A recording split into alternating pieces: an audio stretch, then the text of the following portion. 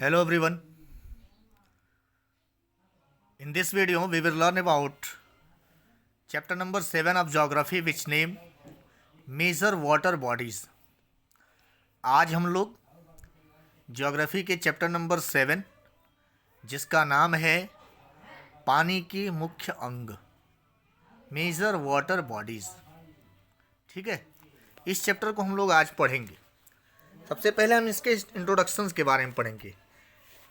इस चैप्टर का परिचय क्या है। About 71% of the surface of the earth is covered with water. लगभग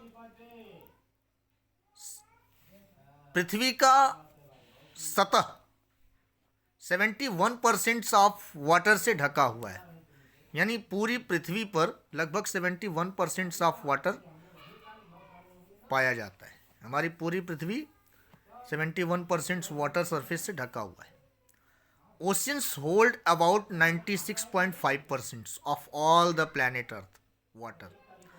पूरी पृथ्वी ग्रह पर जल का हिस्सा, जल के हिस्से में जो ओशियंस होते हैं, जो महासागर होते हैं, वो लगभग पूरी पृथ्वी पर 96.5% ओशियंस होते हैं, ओशियन वाटर होता है।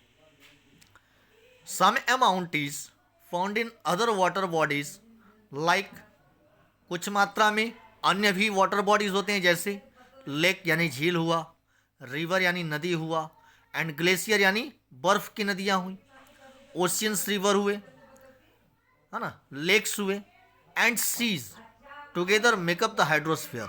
यानी पानी के ये सारे अंग जहाँ से हमें पानी प्राप्त होता है, चाहे वो नदियाँ हों, चाहे वो झील हों, चाहे वो ग्लेशियर हों, चाहे महासागर हों, चाहे समुद्र हों, ये सभी एक साथ मिलकर हाइड्रोस्फीयर बनाते हैं, जिसको हम लोग जलमंडल कहते हैं। हाइड्रोस्फीयर को क्या कहते हैं? जलमंडल। Other form of water include, पानी के अन्य स्रोतों में क्या क्या चीज़ें पाई जाती हैं? आइस शीट यानी बर्फ की चादर, अंडरग्राउंड वाटर जमीन से निकला हुआ पानी, मॉइस्चर यानी नमी, नमी को भी हम वाटर बॉडीज कहते हैं, और water vapour in the atmosphere, और वायुमंडल में जो भाप होते हैं, वाटर वेपर होता है, वो भी वाटर बॉडीज ही कहलाता है,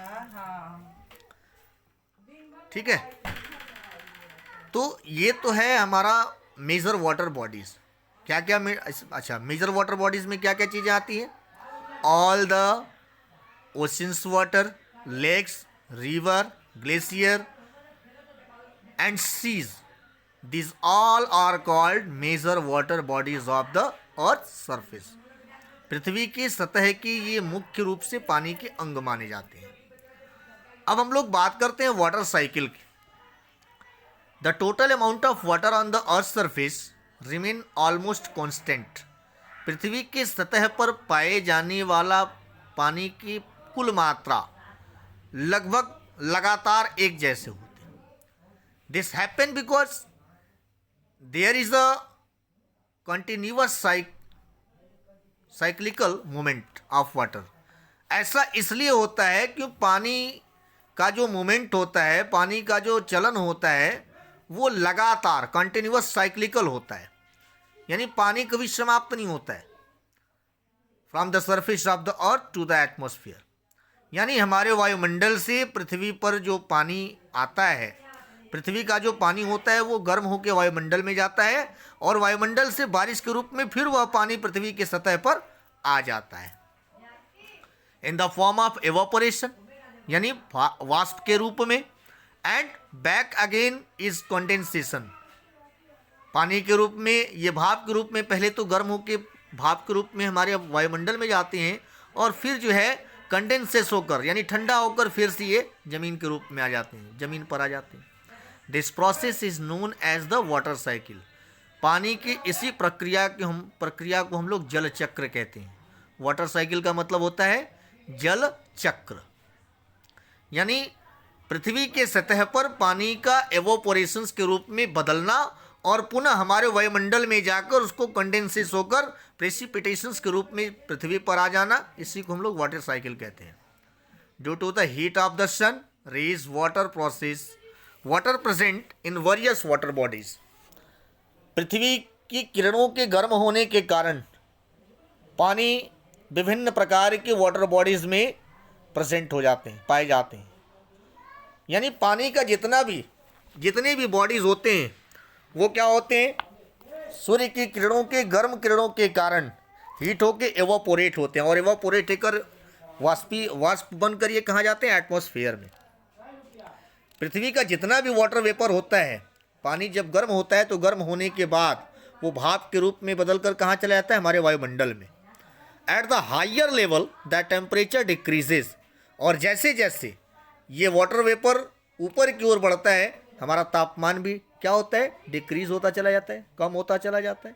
and water vapour condense to form cloud, पानी की ये भाप जब ऊंचाई पर पहुंचते हैं, ऊंचाई पर पहुंचने के बाद जब टेम्परेचर डाउन होता है तो ये वाटर वेपर क्या होते हैं, कंडेंस हो जाते हैं, यानी जम जाते हैं। और जम जाते हैं तो क्या बन जाते हैं, बादल, क्लाउड्स के रूप में बन जाते हैं विथ वाटर ड्रॉपलेट। और जब बादल बनते हैं तो ये पानी के बूंदों के साथ जम जाते हैं बादल में, आसमान में।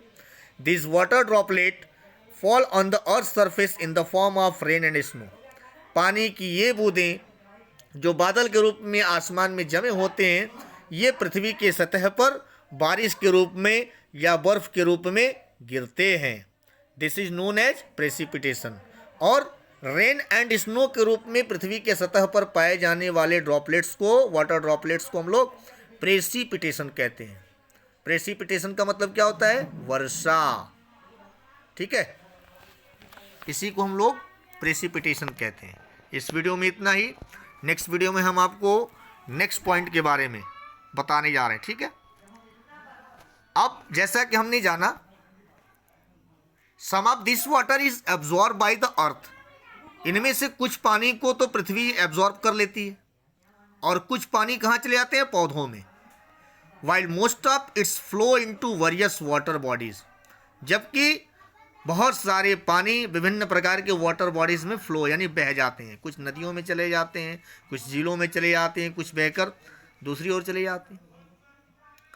Most of it flow into various water bodies from where it is evaporate again, कुछ तो पानी ऐसे जगह जाते हैं जहाँ से फिर वो एवोपोरेट होते हैं, फिर से गर्म होकर वायुमंडल में जाते हैं और बारिश के द्वारा फिर से हमारी पृथ्वी पर चले जाते हैं।